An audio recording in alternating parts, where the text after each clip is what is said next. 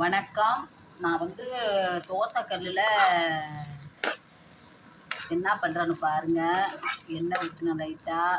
அப்புறம் பெரிய வெங்காயம் அரைச்சிக்கிட்டேன். சின்ன வெங்காயம் இல்லை, அதனால் பெரிய வெங்காயம் அரைச்சிக்கிட்டேன். பச்சை மிளகாய்க்கு வந்துட்டு அது பழுத்து போச்சு, அது வந்துக்கிட்டேன். ஆனால் பச்சை மிளகாய் போட்டால் தான் நல்லாயிருக்கும்.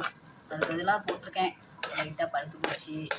இது நல்லா வதங்கட்டி மாதிரி என்ன இந்த பதத்தில் தக்காளி போடுறேன் பாருங்க. தக்காளி கொஞ்சோண்டு கருவேப்பிலை போடுறேன். கருவேப்பிலை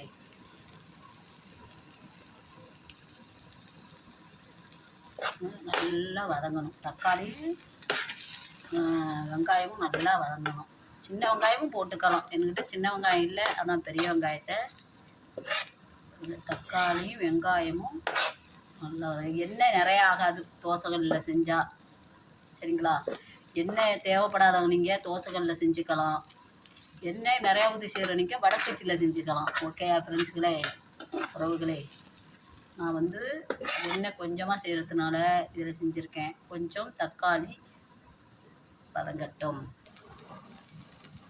உறவுகளே, இங்கே பாருங்கள்.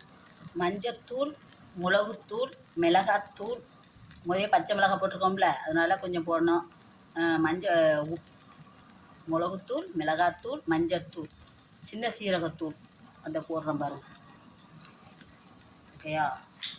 என்ன செய்யணும்னா மஞ்சத்தூளும் போடணும். லைட்டாக எல்லாத்தையுமே போட்டிருக்கேன். ஓகேயா? நல்லா ஒன்று நல்லா வதக்கி விட்டு எல்லாத்தையும் ஒன்றா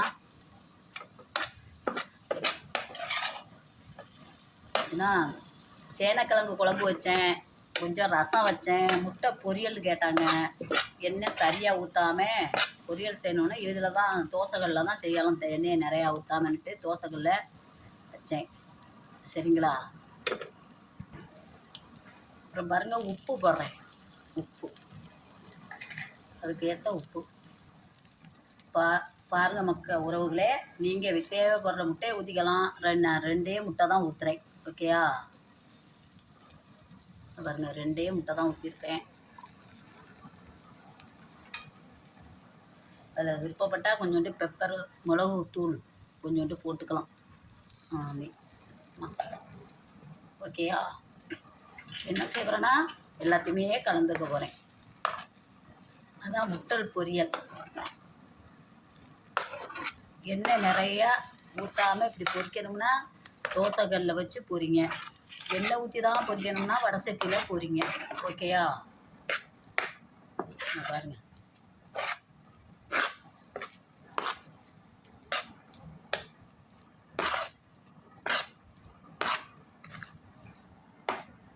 பொரியல் என்ன பொரியல்? முட்டை பொரியல். ஆமாம், முட்டை பொரியல். உங்கள் வீட்டிலலாம் எப்படி செய்வீங்க சொல்லுங்கள். நான் வடை சைட்லாம் பொரிப்பேன், ஆனால் அதில் எண்ணெய் நிறையா போயிடுதுன்னு இதில் பொரிக்க சொன்னாங்க வீட்டில் உள்ளவங்க, சரிங்களா? முட்டை பொரியல் ரெடி ஆகிவிட்டது ரசத்துக்கு. ஆனால் கருணக்கிழங்கு குழம்பு, அதுக்கு அப்பளம், ரசத்துக்கு தான் செய்கிறேன். பாருங்கள், இதில் என்ன போட்டேன்னா தக்காளி, இது பெரிய வெங்காயம், பச்சை மிளகாய், உப்பு, தக்காளி, சின்ன சீரக பொடி, மிளகு பொடி, மிளகாய் பொடி, உப்பு, மஞ்சள் திணி போட்டு கருவேப்பிலை இதெல்லாம் போட்டு இங்கே பாருங்கள். இப்போ கடைசியில் கொஞ்சோண்டு மல்லித்தலை தூவி அழகாக இறக்கலாம். ஓகேயா? ஓகே, நன்றி மக்களே. பாருங்கள், இதால் முட்டை பொரியல். எண்ணெய் நிறையா ஊற்றி செய்கிறனிங்க வடை சைடில் செஞ்சுக்கலாம். எண்ணெயை லைட்டாக ஊற்றி செய்யணும்னா தோசைகளில் செஞ்சுக்கலாம் மக்களே.